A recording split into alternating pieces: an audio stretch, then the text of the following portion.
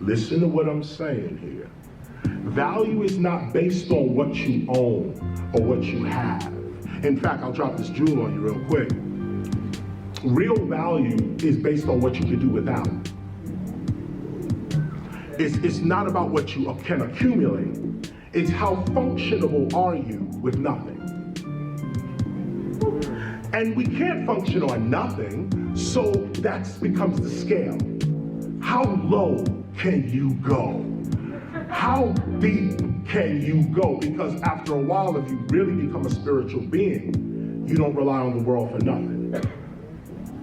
Nothing. You enter the world, but you are not dependent upon the world. You're dependent upon invisible forces. What are the invisible forces? Love. People can't see love. They're too busy watching hate.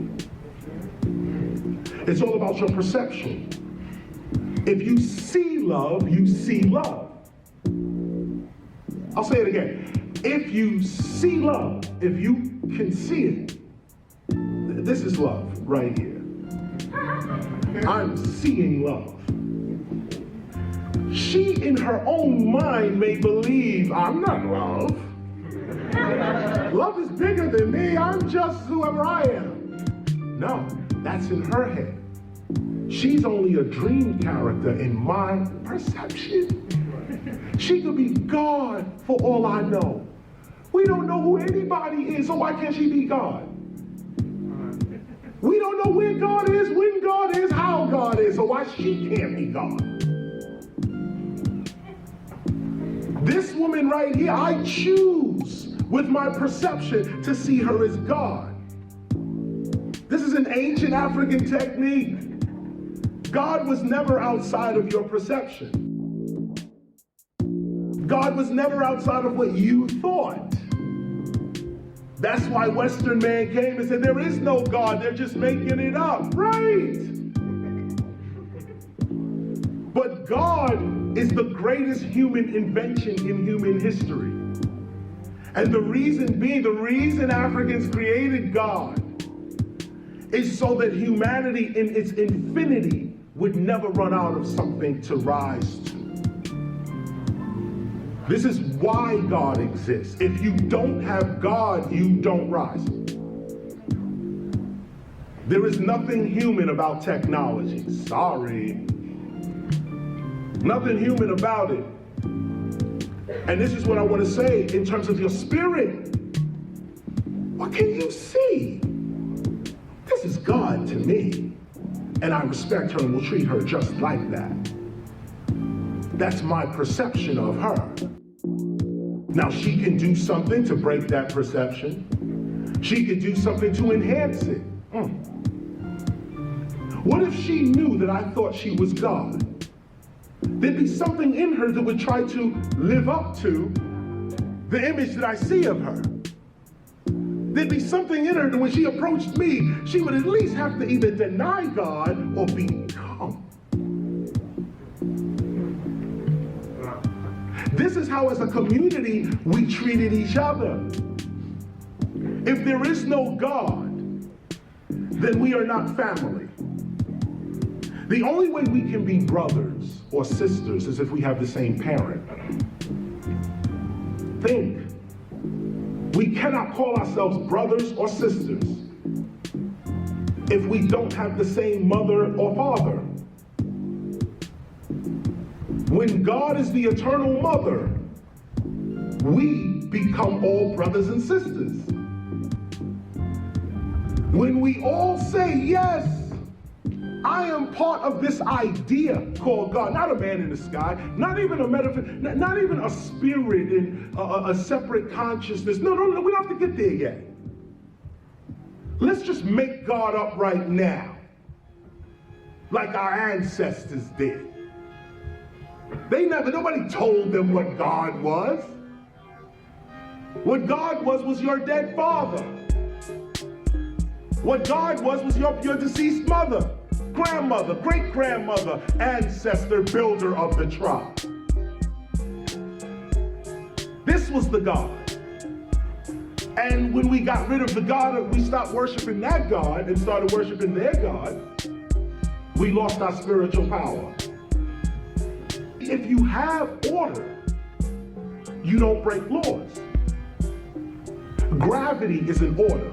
You don't break that law. Breathing is an order. There's an exercise where, we can say this. If you close your eyes, you can see this better. If you close your eyes and put this image in another sight, if you close your eyes, you can still see this. What is the sight that can see your future? These two eyes don't see the future. These two eyes don't see the past. Yet, you can see your past and you can see your future. You can actually see your past.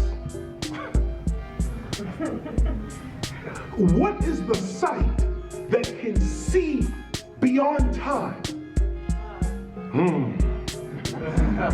Don't give it away.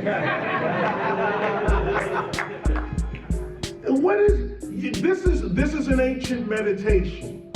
This is an ancient meditation that I am not the flesh. I am the energy, the consciousness, the being in the flesh. And this is proof. This is no faith. This is not religion. This is actual fact.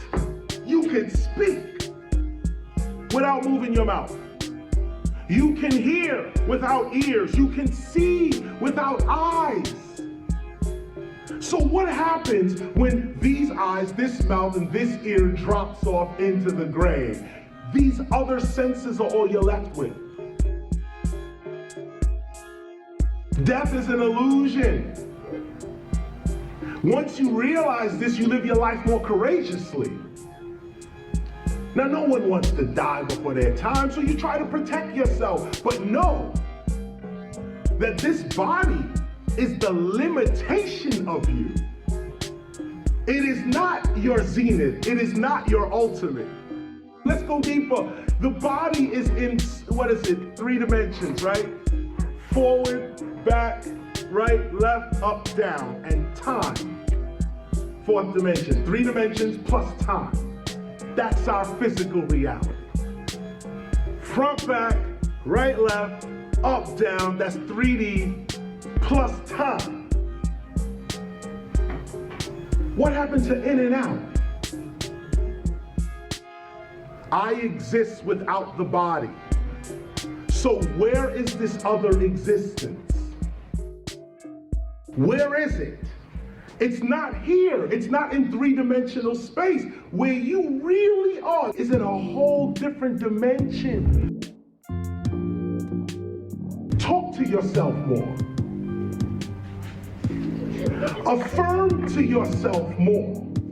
Don't move none of this. No, close this down and go within and say, I am the greatest ... ever. I have all my needs coming with speed. I am a being of love and light and knowledge. No weapon formed against me shall prosper. Whatever it is, have your affirmation on your tongue. In your being.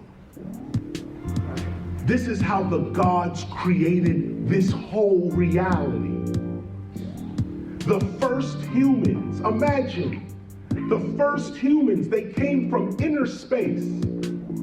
They came out. Study the Anunnakis. They came out of inner space. Not from outer space, inner space. Before there was a body, there was this voice traveling in this voice's dimension.